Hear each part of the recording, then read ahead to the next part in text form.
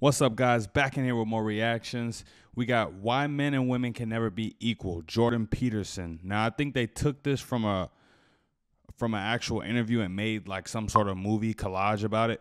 But before we start the video, don't forget to like, comment, share, and subscribe while you're watching and enjoying. Now, let's get into it. The overwhelming proportion of people who are in prisons are male. What about bricklayers? They're 99% male. And men work longer hours. They work more dangerous jobs. Now, do you want to equalize that? They'll never say yes to that.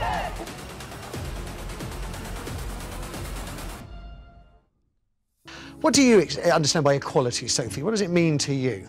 People being able to have different choices and having equality of outcome. Aha, well, so you're going to have choices and equality of outcome. What if people choose different things, which is what they've been doing in Scandinavia? So the Scandinavian countries have moved more towards gender equality than any other countries, and the personality differences in Scandinavia have increased rather than decreased, and the proportion of women who are choosing STEM fields has decreased rather than increased. So as cultures become more gender neutral, the number of women who choose STEM fields decreases. What do you mean by STEM fields? So science. Yeah, my thing is you have to be specific with the equality of outcome. Now, if two people decide to take the exact same career path, then you could have some sort of discussion about equality of outcome. Even then, it's still a bit ridiculous. But if two people are taking completely different paths or just interested in two completely different things, how can you expect them to have the same equality? How can you expect them to have equality of outcome? It makes no sense. STEM fields decreases. What do you mean by STEM fields? So science, technology, engineering, and mathematics. So if you let men and women make their choices, what actually happens is that they specialize in different situations. You don't get equality of outcome. Could they not have been programmed to have those views from the moment we raise them and give boys Lego and construction? No, because what happens is that as countries get more egalitarian, which means there's less programming of that sort, the differences get larger, not smaller. And the scientific data on that is clear, and most of it was generated by people who have a left-leaning bias, so you can't blame it on conservative scientists. So that's very interesting that if you just leave people to their own choices and say men can do the same things women can do and just let them choose, the outcome still ends up referencing biology. Women doing what women are stronger at, and men doing what men are stronger at. It's a shock to everyone to find that out. Sophie, I think the difference between Jordan and me is that we look at evidence and we lean towards different theories. So Jordan's theory is very much evolutionary, you know, that there are inherent differences in men and women. Mine is very much more social role theory, if you like, and that men and women are taking on different roles due to the expectations that society puts on them. And like, there's nowhere in the world that women are equal, but Scandinavia has made the most progress towards shared parenting.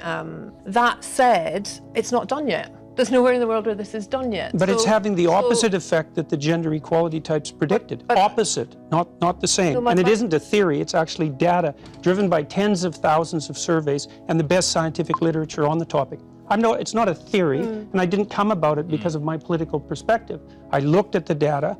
Yeah, you could tell by JP's tone, he's not playing around right now. And I didn't come about it because of my political perspective. I looked at the data. What it showed was that as countries become more egalitarian, the differences between men and women grow. They don't shrink.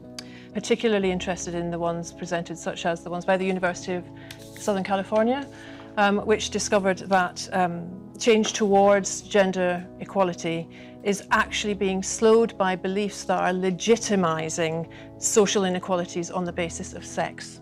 Like the analysis that was done by the American Psychological Society, which looked at 45 analysis of whether there's sex difference over 20 years, and its conclusion was that men and women are basically alike in terms of personality, in terms of cognitive ability, in terms of leadership, but what it did find was that media depictions of men and women as fundamentally different perpetuate misconceptions, as does workplace bias. Oh God, so it's my... So it sounds like she's doing the whole social construct type of argument where the society's rules is the reason why we are the way we are, not really counting in or including biology at all, from what I can hear.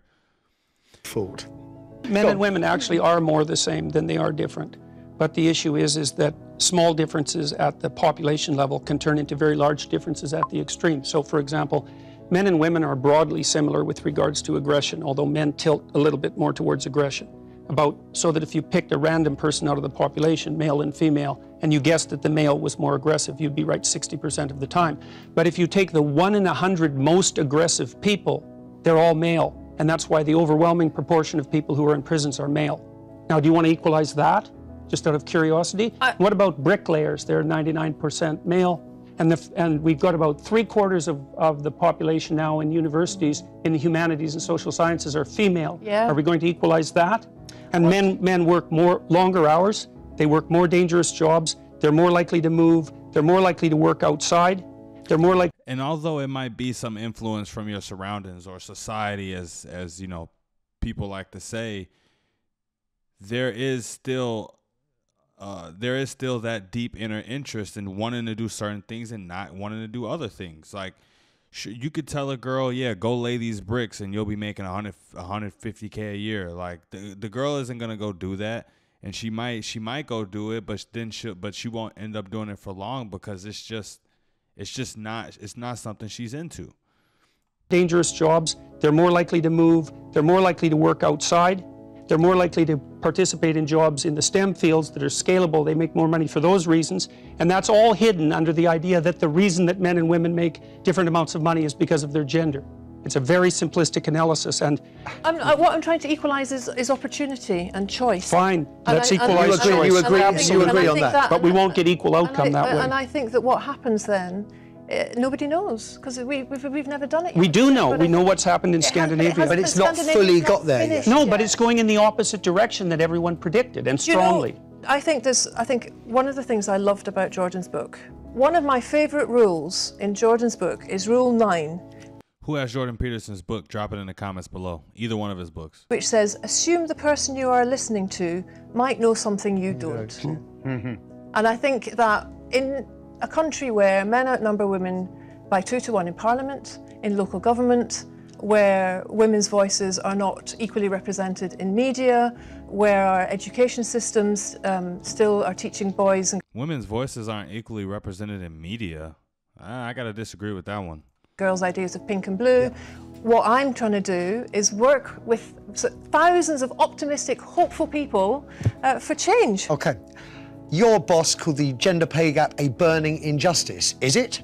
Yes, it is, because there should be inequality of opportunity. But the one thing both of you haven't mentioned is the biological difference, which unfortunately affects women's career prospects, whether we like Babies it or not. well, yeah. Babies.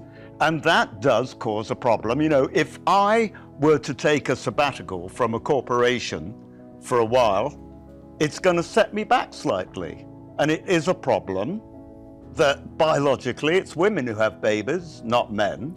So the Women's Equality Party is the only party in the UK that's got policies around shared parental leave. You're trying to change the We're trying to change the outcomes, and also men are joining our party. What do we think about equality? Will it ever... Shared parental leave, what is that?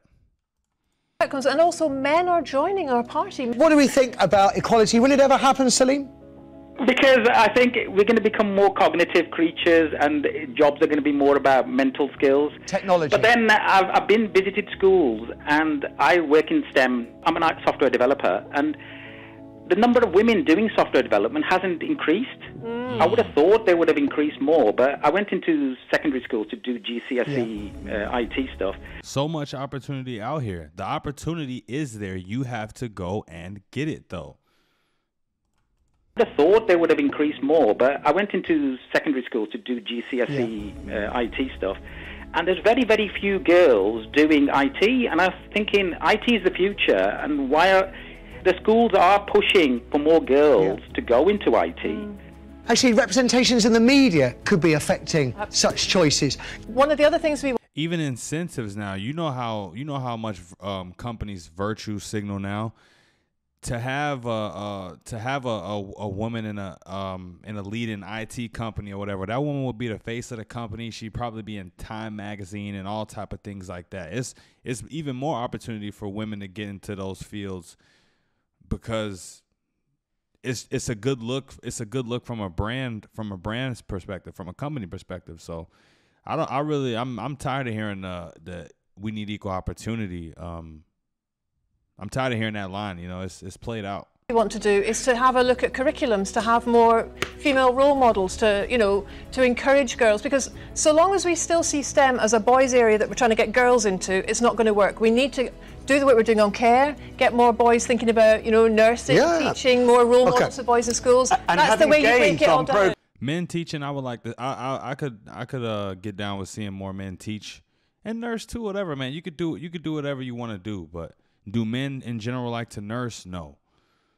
Programs like EastEnders, The Archers, that's helped them. Complete. Right. So, listen, I have to draw things to a conclusion. All right, guys, that was the video. Pretty good discussion. Shout out to Millionaire Mentor. I think I might react to more videos from this channel.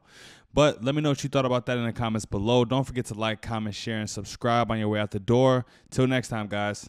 Peace.